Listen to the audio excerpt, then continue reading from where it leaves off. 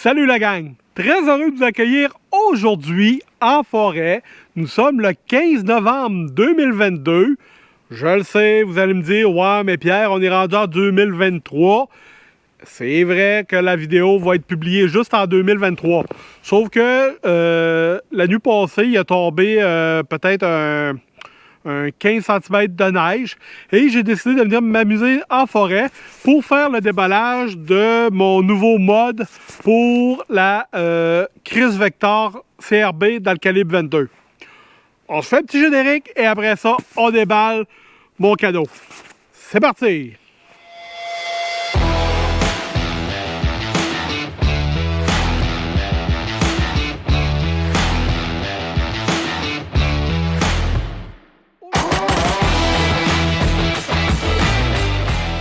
Aujourd'hui, ce que l'on déballe, c'est le MK1, donc un modulaire, eux autres ils appellent ça un modulaire rail pour la Chris Vector. Ce que ça fait, c'est que ça fait juste rallonger le devant de la Chris Vector.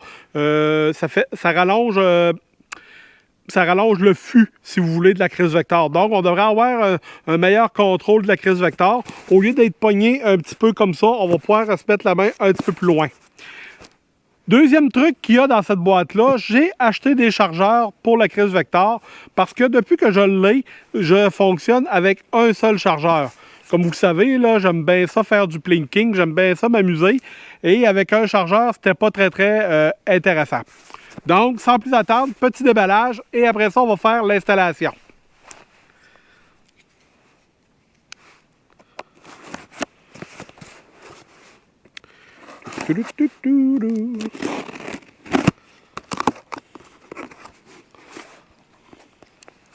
Toujours important en forêt de ramasser nos cochonneries, donc il n'y a rien qui va être laissé ici à la traîne, là.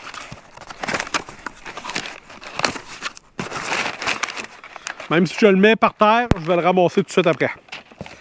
Une facture, ça c'est important. Donc, on disait un chargeur, deux chargeurs,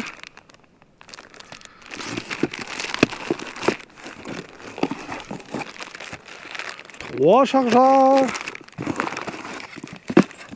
et 4 chargeurs, toutes de la marque Chris Vector. Donc, c'est des chargeurs originales, donc ça devrait bien fonctionner sur la Chris Vector. Avec celui qui nous était fourni avec l'arme, nous sommes rendus avec 5 chargeurs.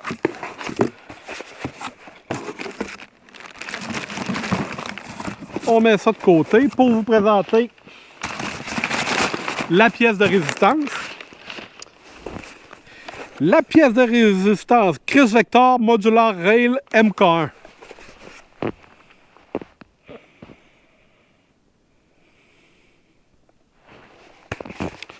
Donc, ce que ça fait, je ne sais pas si vous allez pouvoir bien le voir sur la vidéo. Ce que ça fait, c'est que ça nous rallonge le fût de la Chris Vector. Ça aussi, c'est un produit qui était très très rare. J'avais cliqué sur plusieurs places dans les magasins pour me rappeler aussitôt qu'il y allait d'avoir un, pour me faire un rappel d'achat. Donc, on a les petites vis qui viennent avec et la clé Allen.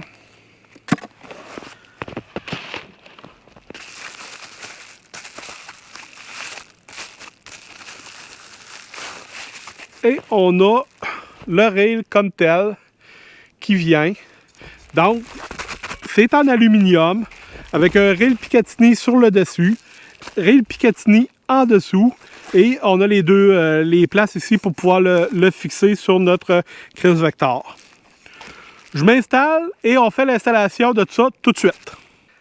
Bon, ben la gang, petit changement à l'horaire. Mon intention, c'était de poser le rail tout de suite en forêt. Sauf que en analysant les choses, je me suis rendu compte que j'avais posé une poignée Magpul en avant. Et j'ai pas les clés Allen pour le démancher présentement. Moi, j'avais fait ça dans le but de trouver une meilleure position là, pour quand je prenais la Chris Vector. Mais là, ça nuit pour l'installation du morceau. J'ai vérifié là, juste ici, là, je ne sais pas si vous allez pouvoir voir. Là. juste ici, là, ça nuit un peu pour l'installation du rail. Donc la gang, on s'en va immédiatement dans mon atelier par la magie du cinéma. Wouhou! Bienvenue dans l'atelier, la gang. C'est ici que la magie va opérer. Première chose, ce que je vais faire, c'est que, on l'a vu, là, j'ai reçu 4 chargeurs. Quand j'ai des chargeurs d'armes, et j'en ai plusieurs, j'aime bien les numéroter. Pour les numéroter, vous avez plusieurs choix. Vous pouvez, je sais qu'il y en a qui font des petites entailles ici, avec une petite lime, donc font un petit V pour la 1, 2 pour la 2, etc. Donc des petites entailles. Il y en a aussi qui le marquent au stylo feutre. Moi, ce que j'aime bien faire, j'ai la chance d'avoir un P-Touch à la maison. Donc, j'aime bien marquer des petits numéros comme ça. Et après ça, venir les couper et venir le coller sur mon chargeur.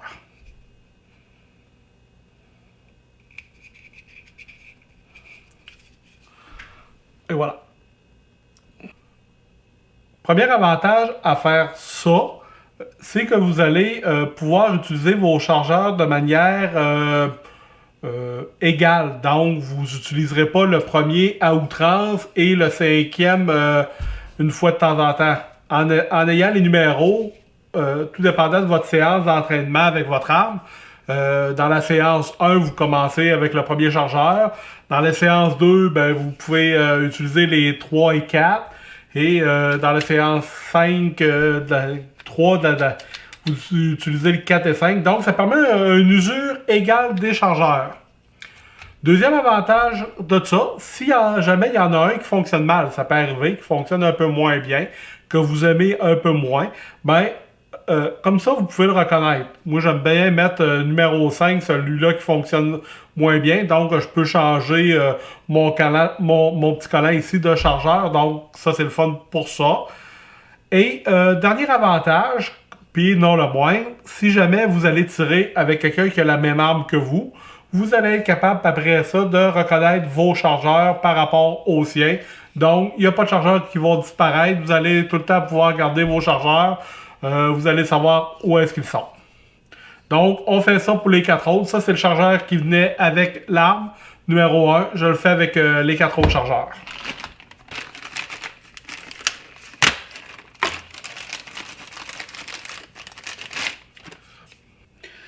Prochaine étape, c'est l'installation de notre module de rail MK1 sur notre Chris Vector. Comme je vous le disais en forêt, là, j'ai déjà installé une poignée MacPool pour essayer différentes configurations, voir laquelle qui m'allait mieux. Mais pour pouvoir faire l'installation de ce rail-là, il faut que je l'enlève. Donc, on va commencer par ça.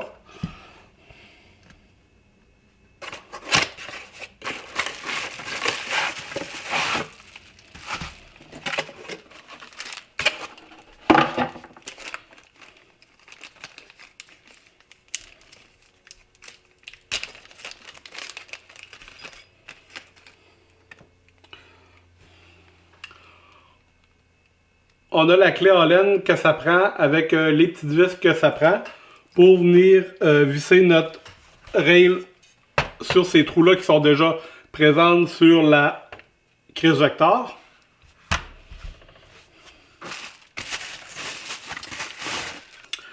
Le principe qu'on cherche à faire, c'est de faire glisser ce module-là par le canon ici, mais sans accrocher notre canon parce qu'on ne veut pas le graffiner pour rien. L'espace étant quand même assez restreint, je vais utiliser du papier pour pouvoir envelopper mon canon et comme ça, je vais avoir moins de risque de le briser.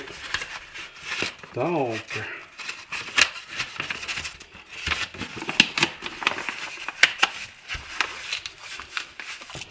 comme ça.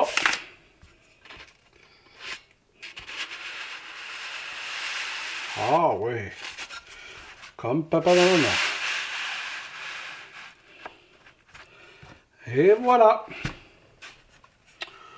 Bon, une fois en place, on va mettre une petite goutte de Lock-Nut, mais le bleu, pour être capable de démancher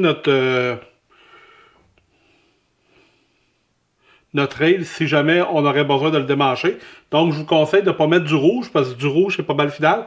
Mais avec le bleu, normalement, c'est pas final, là, c'est démanchable par après. Donc, une petite goutte. OK. Et une petite goutte. Parfait.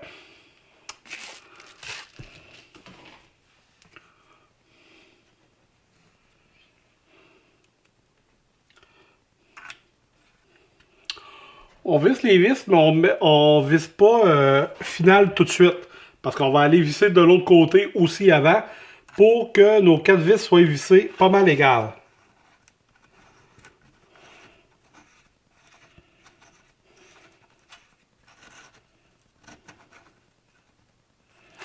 Comme ça.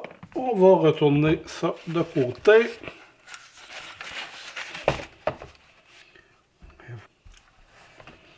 Une fois que les 4 vis sont en place, cette fois-là, on peut les tighter. Donc, on peut les visser un peu plus fermement.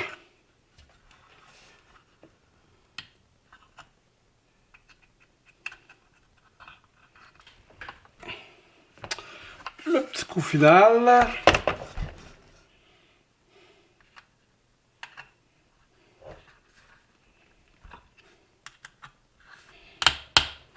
Et voilà.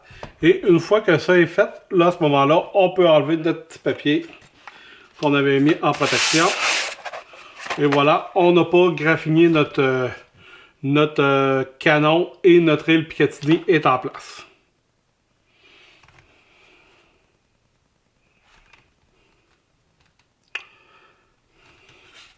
Donc, ça prolonge notre rail Picatinny ici sur le dessus. À première vue, là, il y a comme une sorte de petite différence entre les deux. Oh, est-ce une différence? Peut-être pas. Bonne question. En tout cas, ça a l'air pas si tant pire. Mais il y a quand même une petite différence en dessous. Là, je pensais que le rail Picatinny allait se continuer, mais on a un autre à l'avant.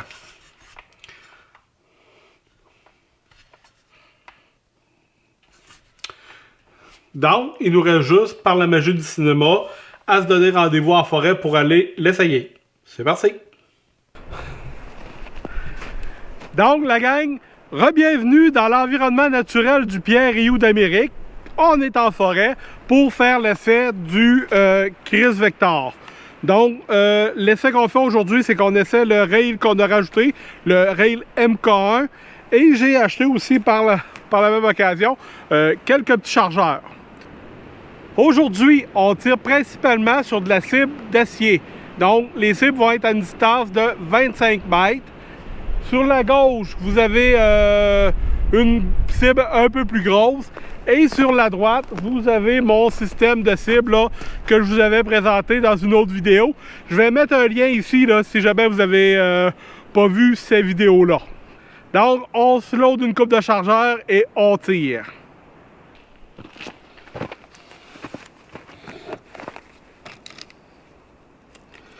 Ça, reloader les chargeurs, c'est un peu la partie plate du tir. Sauf que ça fait partie de la game. Ça nous permet de prendre le temps de bien faire les choses. Et on est en nature, on en profite.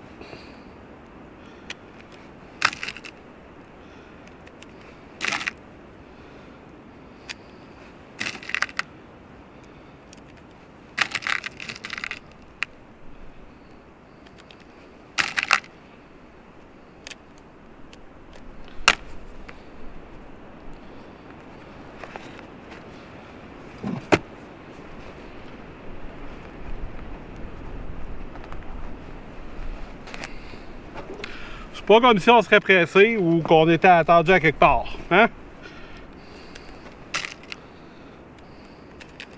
On n'oublie pas la gang, quand on fait ce genre d'activité de plinking-là, surtout avec de l'acier, on n'oublie pas de mettre nos lunettes de sécurité et nos coquilles. On s'amuse un petit peu, on va vérifier, voir si mon point rouge est toujours bien ajusté et on va voir comment se débrouille la Chris Vector. Ce que je veux voir aussi, c'est la prise en main que nous rajoute le le MK1 par rapport au Kriss Vector normal. C'est parti!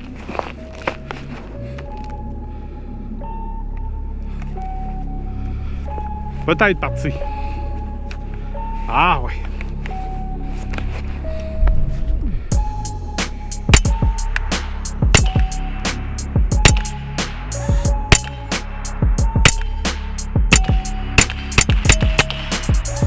Oh yeah! Oh yeah, baby!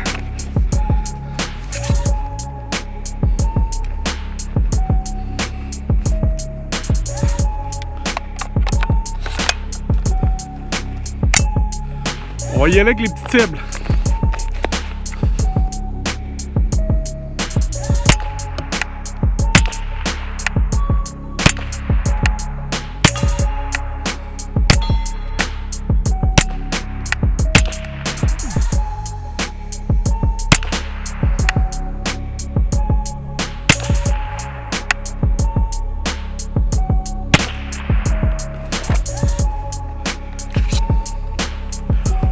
Oh yeah!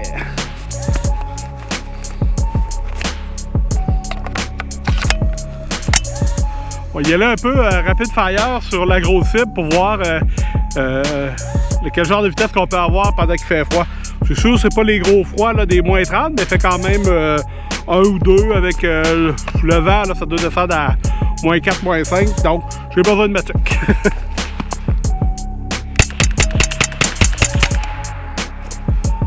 Ça fonctionne bien en tout cas. Ceux qui disent que la Kriss a de la misère à cycler ses balles, là.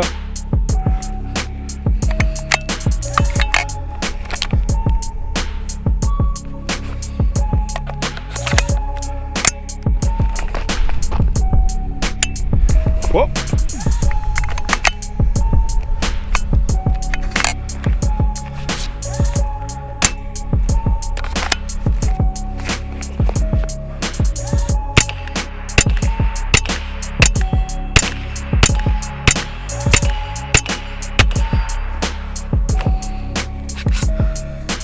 Oh yeah, baby! On se reload!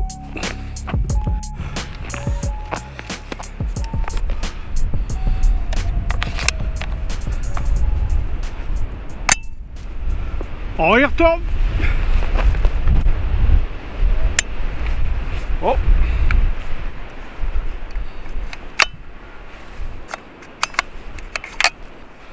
Voyons donc, toi!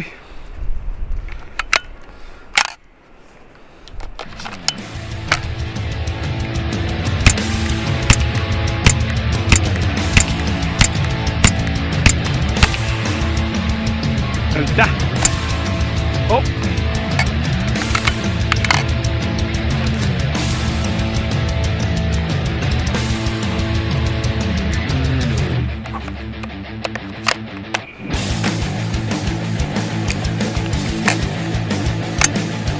C'est reparti!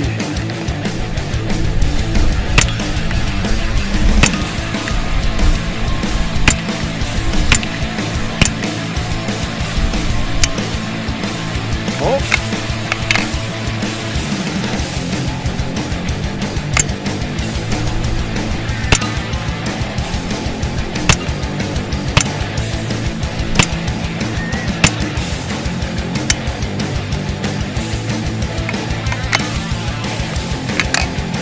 Plus de balles!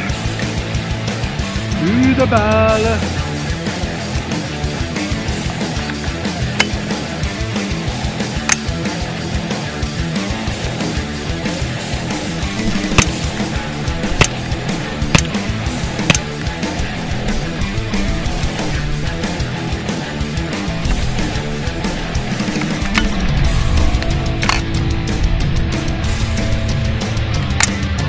Ah, la misère un petit peu! Hop.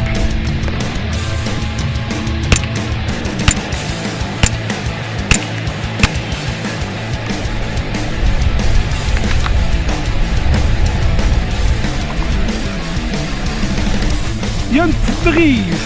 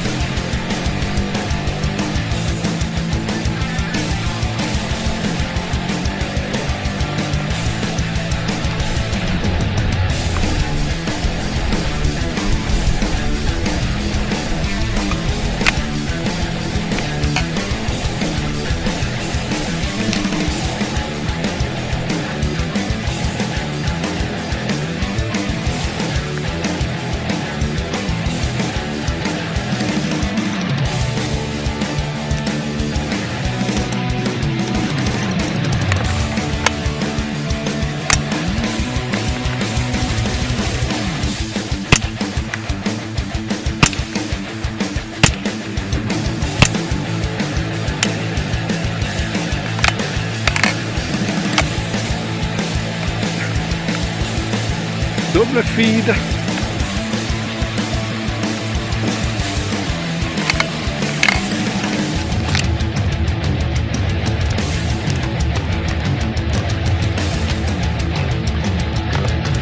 Bon, ben, je pense que j'ai trouvé une sorte de balle qu'elle aimait pas.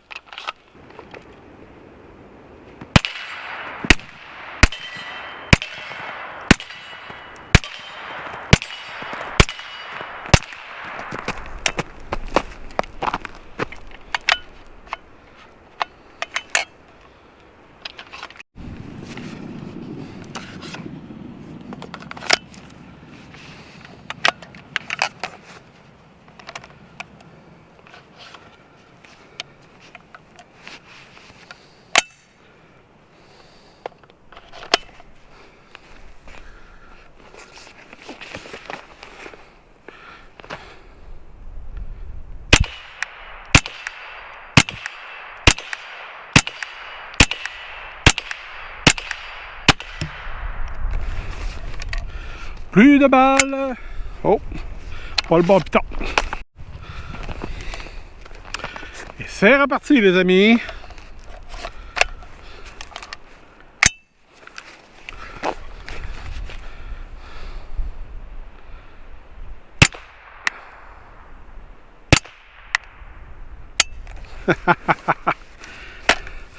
Ah, je pense qu'ils les aiment pas, ceux-là.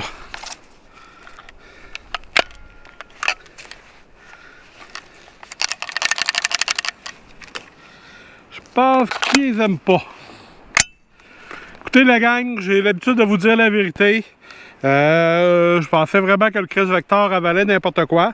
Mais les fédérales hollow point, il y a de la misère avec. Fait plusieurs petites malfonctions là, comme ça que j'ai. Donc c'est un peu plate. Puis innocemment, bien sûr, j'ai emmené juste ces balles-là cet après-midi. Deuxième chose que j'aimerais vous dire, bon, le rail ici, c'est beau, c'est solide, sauf que ça apporte pas une grosse affaire. Au point de vue du look, c'est sûr que ça look pas mal plus que la Chris Vector normale. Sauf que, point de vue efficacité de tir, je vois pas vraiment une grosse différence. À la limite, ça nuit, parce qu'avant ça, je pouvais prendre mon canon comme ça. Là, je peux plus, je suis obligé de le faire là. Donc, j'ai beaucoup moins de stabilité dans ma prise comme ça que comme ça. Donc, pour 250$ plus taxes, je pense que ça vaut pas la peine. Juste pour le look, peut-être, mais à part ça, ça ne vaut pas la peine.